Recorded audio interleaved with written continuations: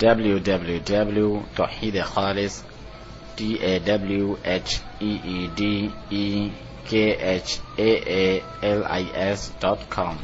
شیخ رحمہ اللہ فرماتے ہیں وذلك بمعرفة 4 قواعد ذكرها الله تعالى في كتابه.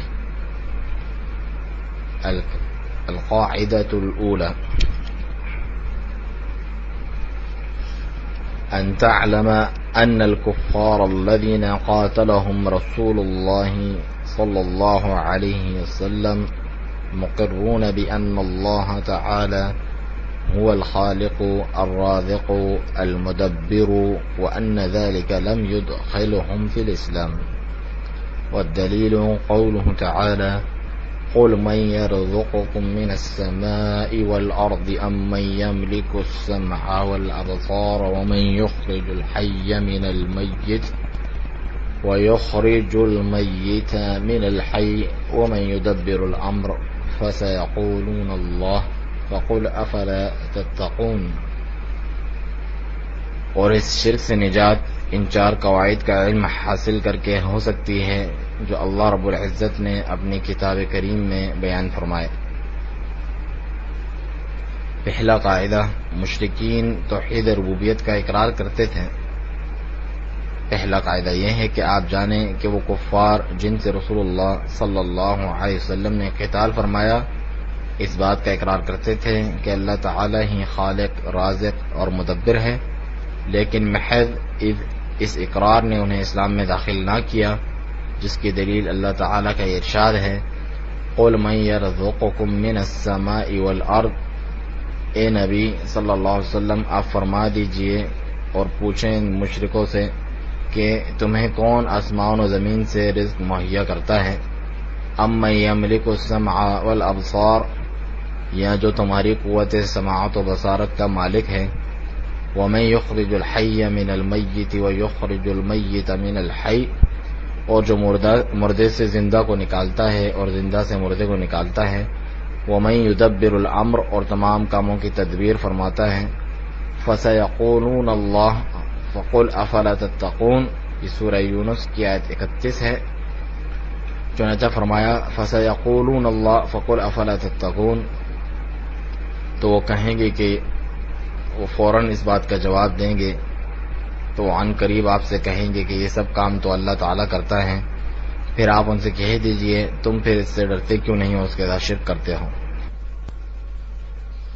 اور اس کی شرح میں شیخ صالح الفوزان حفظہ اللہ فرماتے ہیں القاعدۃ الاولی، پہلا قاعدہ یہ ہے کہ آپ جانیں کہ بے شک وہ کفار جن سے رسول اللہ صلی اللہ علیہ وسلم نے قتال کیا وہ اس بات کا اقرار کرتے تھے توحید ربوبیت کا. اس کے باوجود، توحید ربوبیت کے اقرار کے باوجود اس چیز نے انہیں اسلام میں داخل نہیں کیا، اور نہ ہی اس کی وجہ سے ان کی جان اور مال جو ہے حرام ہوئی،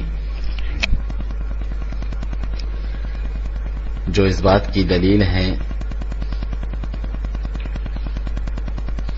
کہ توحید محض ربوبیت کا اقرار نہیں ہے، اور شرک محض ربوبیت میں شرک نہیں، بلکہ لوگوں میں سے، مخلوق میں سے کوئی بھی ایسا نہیں تھا جو ربوبیت میں شرک کرتا ہو سوائے شاذ و نادر کچھ لوگوں کے، ورنہ تو تمام امتیں توحید ربوبیت کا اقرار کرتی آئی ہیں. اور توحید ربوبیت کا معنی ہے اقرار کرنا اس بات کا کہ اللہ تعالی خالق ہے، رازق ہے، محیی و ممیت ہے، یعنی زندگی اور موت کا مالک ہے، اور مدبر ہے. یا پھر اس سے بھی مختصر عبارت میں یوں کہہ لیجئے کہ توحید الربوبیہ ہوا افراد اللہ تعالی بافعالہ سبحانہ وتعالی.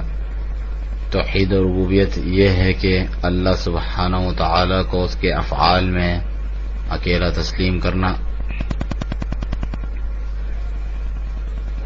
مخلوق میں سے کسی نے بھی کبھی یہ دعویٰ نہیں کیا کہ کوئی دوسری ہستی بھی ہے جو اللہ سبحانہ و تعالی کے ساتھ پیدا کرتی ہے یا رزق دیتی ہے یا زندگی اور موت دیتی ہیں، بلکہ مشرکین اس بات کا اقرار کرتے تھے کہ اللہ سبحانہ و تعالی ہی بے شک خالق ہے، رازق ہے،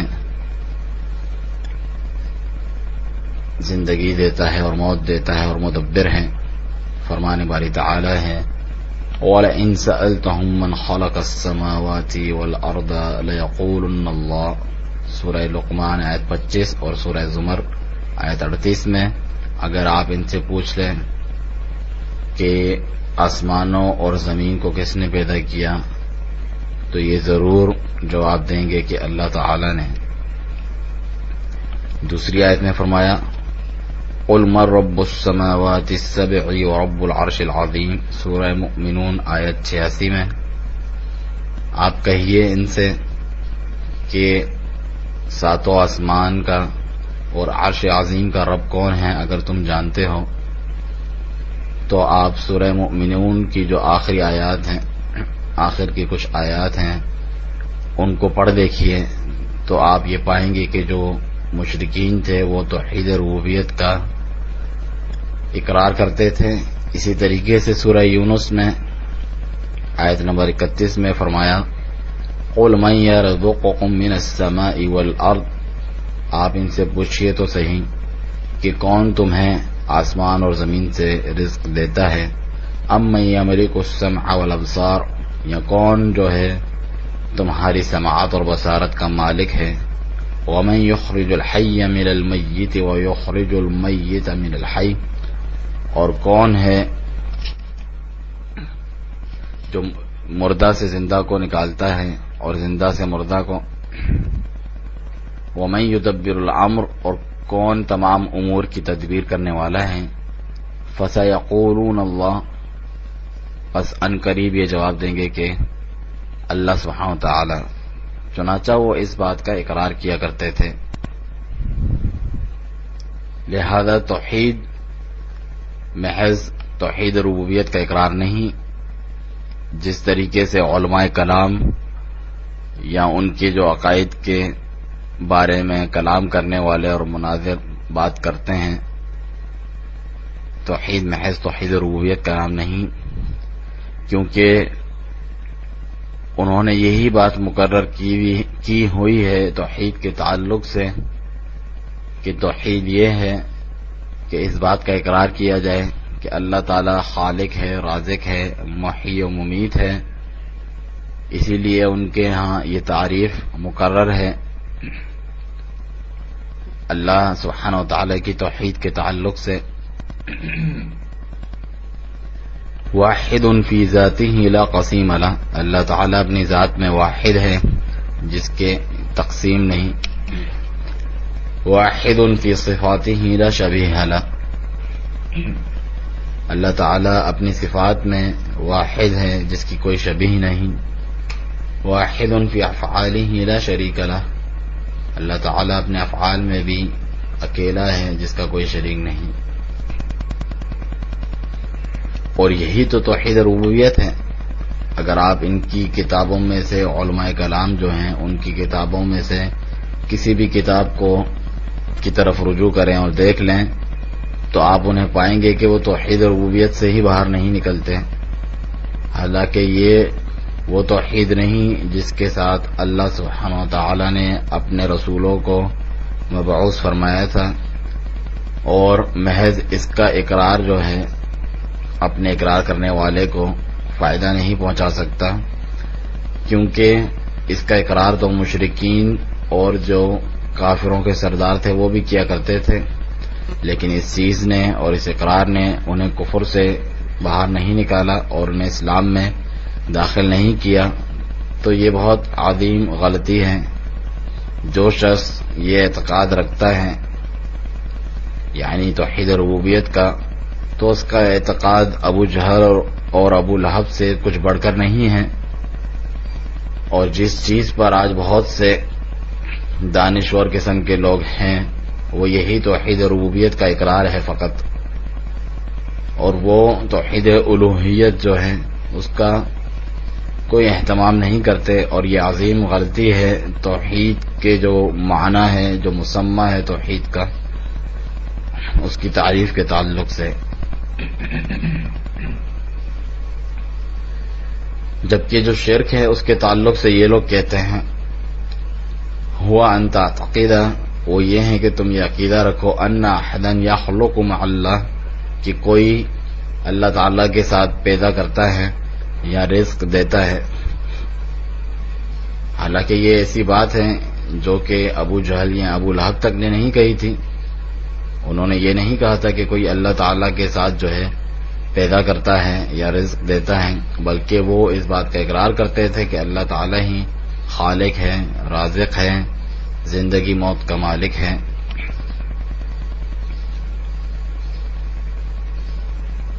آگے شیخ رحمہ اللہ فرماتے ہیں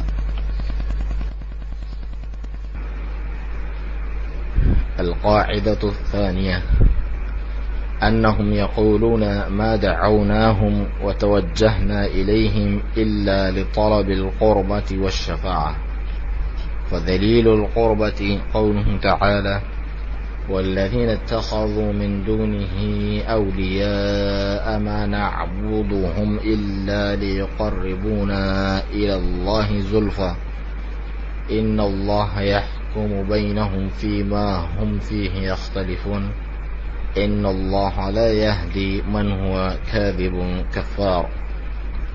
ودليل الشفاعة قوله تعالى ويعبدون من دون الله ما لا يضرهم ولا ينفعهم ويقولون هؤلاء شفعاء عند الله.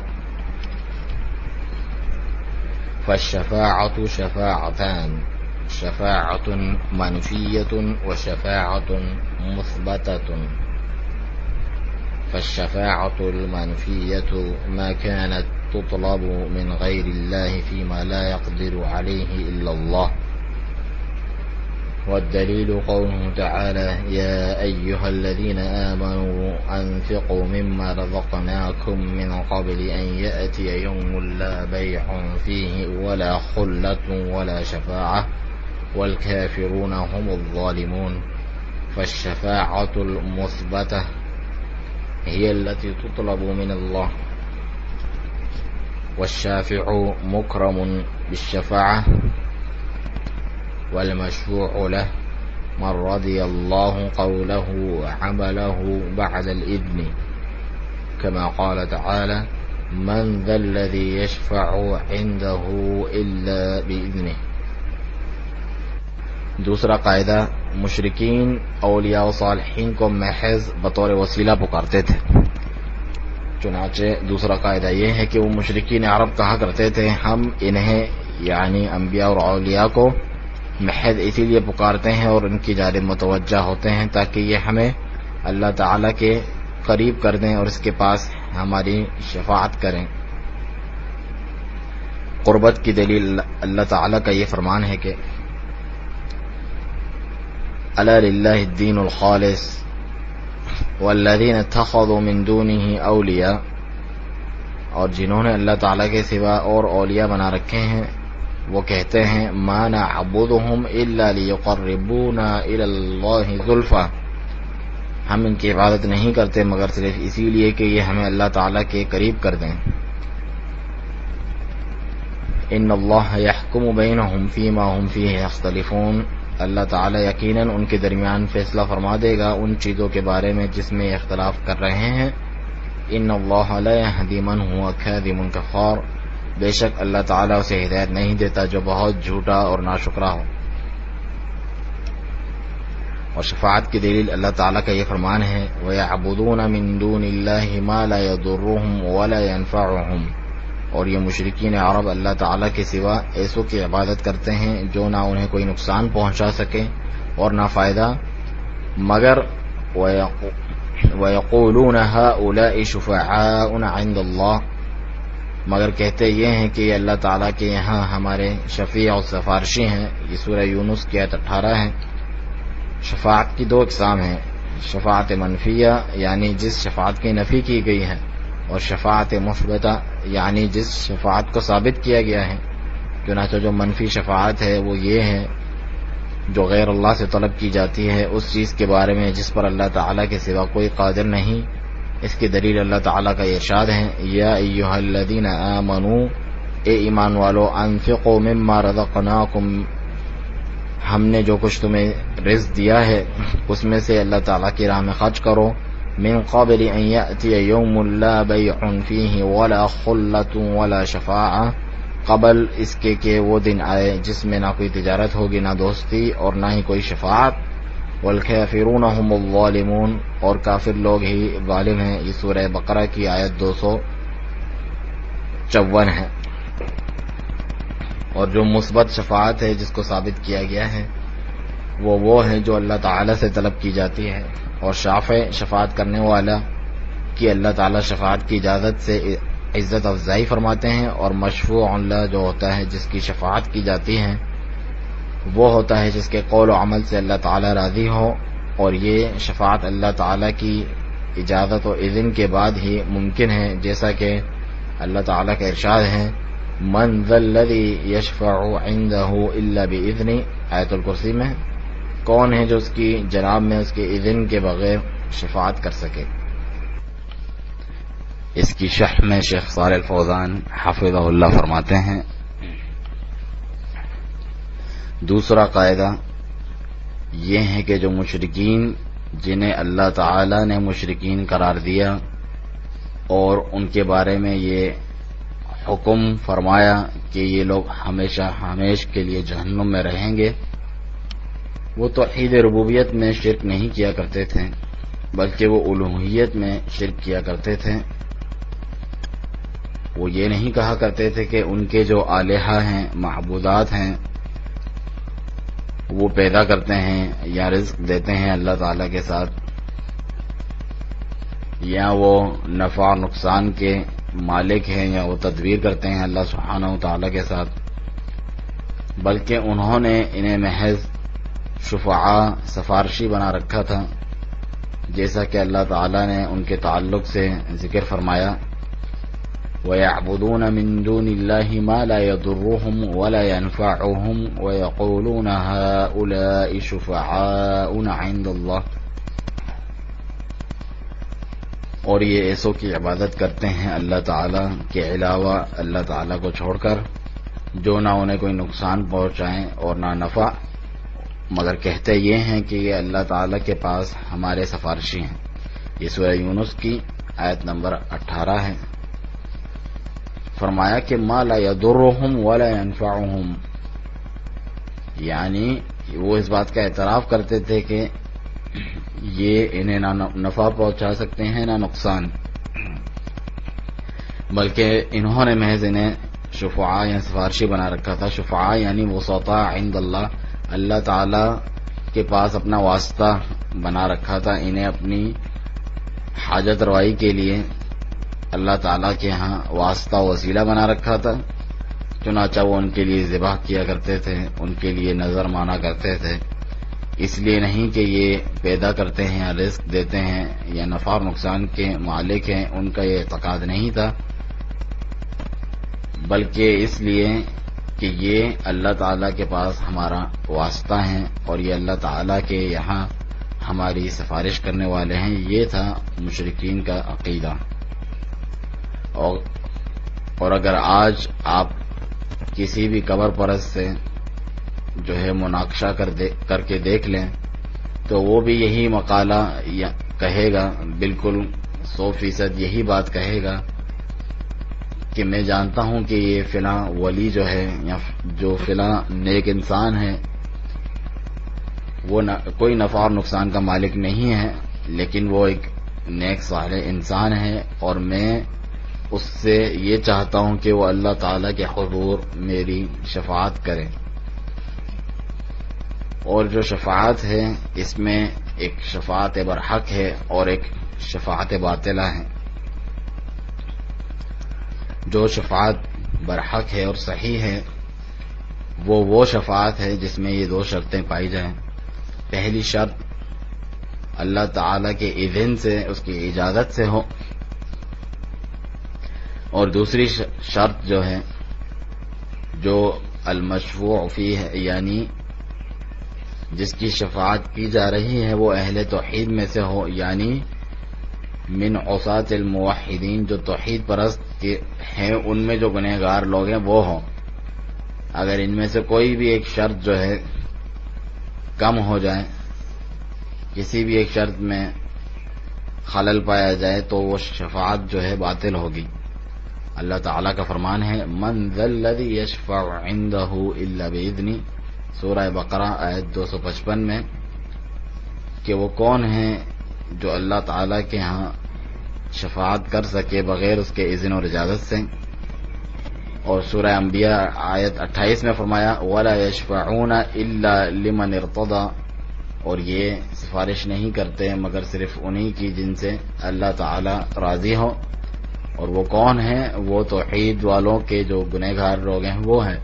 لیکن جو کفار اور مشرکین ہیں فما تنفعهم شفاعت الشافعین، ایسے لوگوں کو شفاعت کرنے والوں کی شفاعت کوئی فائدہ نہیں پہنچا سکتی. فرمان باری تعالی ہے وما للظالمین من حمیم ولا شفیع یطاع، سورہ غافر آیت 18 میں، کہ ظالموں کے لیے نہ کوئی ہمدرد دوست ہوگا اور نہ ہی کوئی ایسا سفارشی جس کی جو ہے سفارش سنی جائے اور مانی جائے. بس یہ جو لوگ ہیں انہوں نے بس شفاعت کا نام سن لیا ہے، اس کے معنی کو ہرگز نہیں جانتے. اسی لیے جا کر یہ لوگ اسے اللہ کے علاوہ غیروں سے طلب کرتے ہیں، بلکہ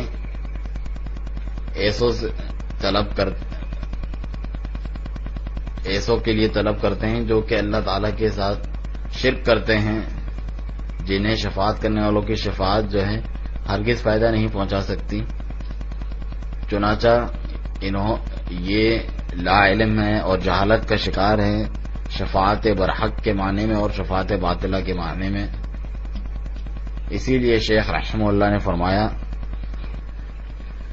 کہ شفاعت کی شروط ہیں اور اس کی قیود ہیں، بالکل مطلق نہیں ہے شفاعت.